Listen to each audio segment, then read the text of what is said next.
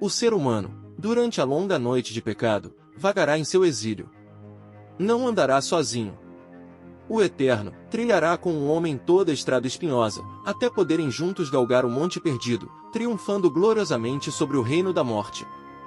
A árvore da ciência do bem e do mal, monumento da rebeldia, será então desfeita, dando lugar a uma árvore gloriosa que, unindo sua copa à árvore da vida, se tornará no arco comemorativo da grande vitória. Sobre o santo monte redimido, repousará então para sempre o torno universal que pelos fiéis triunfantes será nomeado, o trono de Deus e do Cordeiro. Adão e sua companheira, após ouvirem palavras tão confortadoras e cheias de esperança, ergueram a voz num cântico de gratidão e louvor. Conheciam agora o infinito amor de seu Criador e estavam dispostos a servi-lo. Depois de consolar o casal, Deus levou-os para fora do Éden. Não lhes foi fácil se despedir daquele precioso lar, ali haviam despertado para a vida nos braços do Eterno, ali desfrutaram momentos de pura felicidade, em companhia do Criador, dos anjos e dos dóceis animais. Uma saudade infinita parecia envolver o casal em seus passos de abandono. Foi com espanto que Satã e seus súditos presenciaram a intervenção do Eterno. Ficaram abalados ante a surpreendente revelação do plano de resgate.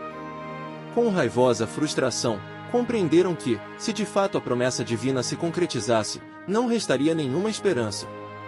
Depois de refletir sobre tudo o que acontecerá, uma grande ira apossou-se de seu coração. Não estava disposto a reconhecer a redenção do ser humano. Faria todos os esforços para retê-lo, juntamente com o reino que lhe for entregue.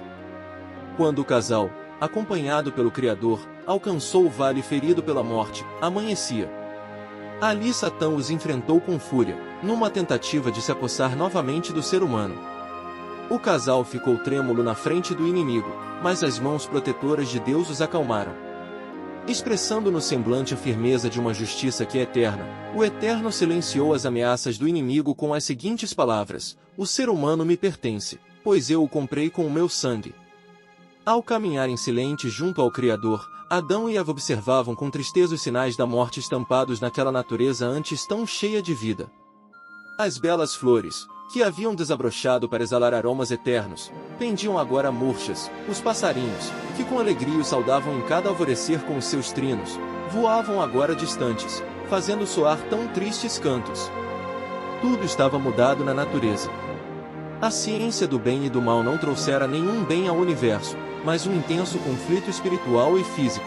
Ante as consequências devastadoras de sua queda, o casal, vencido por uma indizível tristeza, prostrou-se arrependido e chorou amargamente. Deus, que também impelido pela dor contemplava o cenário desolador, procurou, com palavras de esperança, confortá-los. Falou sobre o novo céu e a nova terra que um dia criaria, onde a paz e o amor voltariam a reinar em cada coração. Ali viveriam sempre juntos, não trazendo na fronte as marcas da tristeza, mas coroas de eterna vitória. Ali enxugaria suas lágrimas, essas jamais voltariam a umedecer os seus olhos. Amparando Adão e Eva em seus passos, o Criador conduziu-os através de um vale ferido, até alcançarem o sopé de uma colina. Galgaram em lentos passos, enquanto trocavam palavras de ânimo e esperança. Seus pés alcançaram finalmente a relva macia que cobria o topo espaçoso daquela colina. Era sobre aquele lugar que o casal via cada dia o sol declinar, banhando o céu e os vales de um vermelho vivo, como o sangue que jorrara do peito do cordeiro. Voltando-se para o lado oriental, o casal, num misto de dor e saudade, contemplou ao longe as paisagens que os envolveram naquele passado tão feliz. Ao divisarem o Monte Sião, que majestoso erguia-se no meio do Éden, choraram ao lembrar da queda. Quão fracos tinham sido! O sol declinava em sua jornada, anunciando a chegada de mais uma triste noite, a primeira fora do paraíso. Num calmo gesto, o Eterno, mostrando-lhes o vale sobranceiro à colina, falou-lhes com carinho: "Aqui será vossa provisória morada.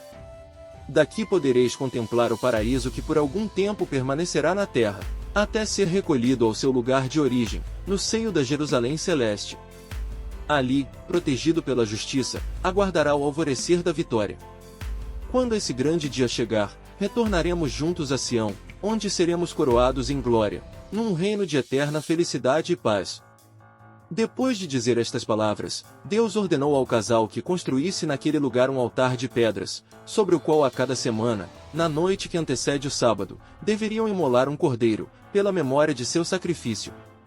Como sinal de sua presença, e para a certeza de que seus pecados seriam perdoados, ele acenderia um fogo sobre o altar, o qual duraria toda a noite, até consumir por completo a oferta do sacrifício.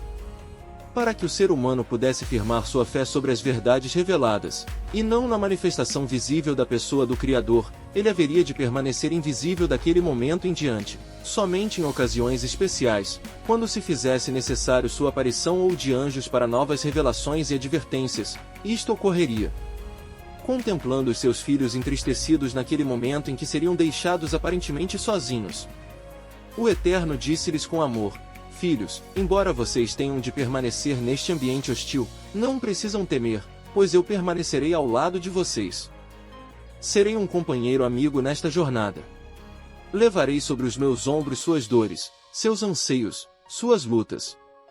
Quando tentados pelo inimigo, estiverem a ponto de ceder, poderão encontrar abrigo em meus braços, que sempre estarão estendidos para os salvar, e se algum dia vocês não resistirem, e pela fúria do inimigo forem arrastados para as profundezas do abismo, não se desesperem julgando não haver esperança, pois eu estarei ali para acudi-los com o meu perdão e força.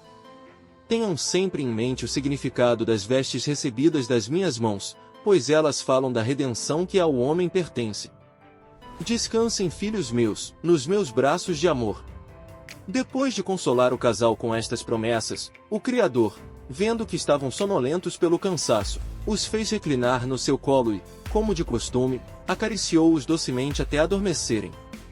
Ao vê-los esquecidos em seu sono, Deus chorou ao prever o sofrimento que experimentariam ao acordar.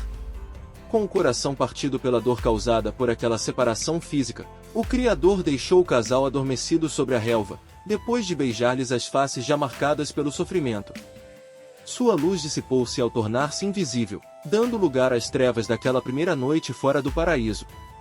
No subconsciente do casal começaram a desfilar sonhos coloridos de um passado feliz. Encontravam-se mais uma vez em meio às belezas do Éden, saciados por uma alegria eterna.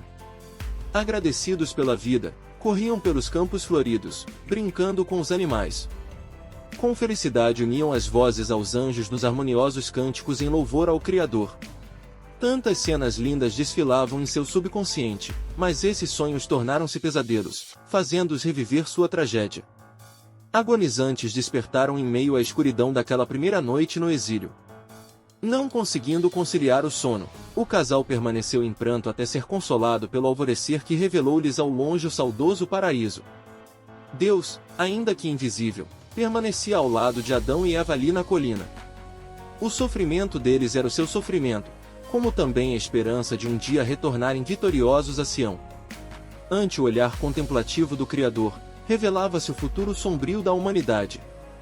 Com pesar, via incontáveis criaturas perecendo sem salvação, por rejeitarem o seu amor.